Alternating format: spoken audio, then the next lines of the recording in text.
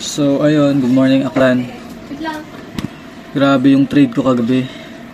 Sobrang kunat ng market. Ito yung trade ko lahat kagabi, oh. Iyan na natin sa 5 minutes.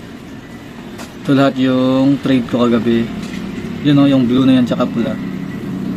Grabe ang kunat, ang liliit ng volatility. Kaya grabe yung hintay ko. Tapos kakaiba yung galaw ng market kagabi. Yan. Yung ginawa ko, kasi may mga naiwan akong trades. So hindi ko na hinintay na ma-hit yun kasi nga nung oras na yun, kanina, madaling araw na.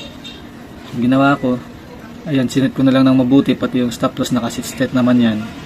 So bumaba siya dito yung kagabi, oh. Dito lahat yung trades ko kagabi, yung position ko. So nag-down hanggang dito. So naisip ko, patay.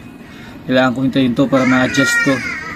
Kung may mga adjustment man akong dapat na gawin, kailangan ko talaga na at least mabantay yung market. Kaso nga lang, yung galaw ng market ang hina.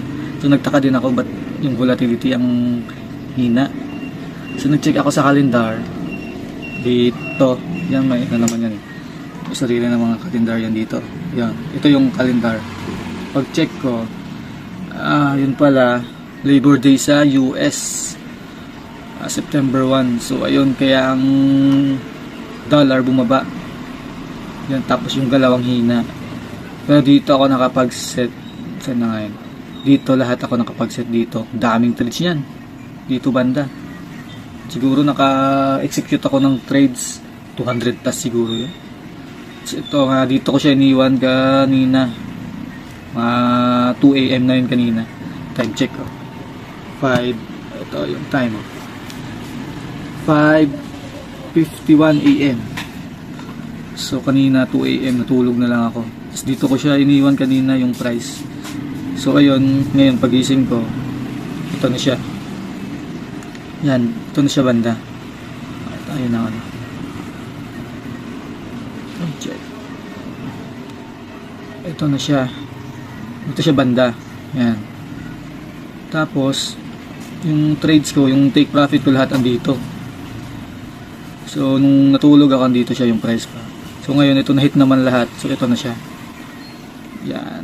Pagka hit balance. Yan. Ito na yung balance natin. 7,052. Kagabi nung nag-trades ako nasa 5,950 something. 5,950 something. So nakapag-profit tayo ng almost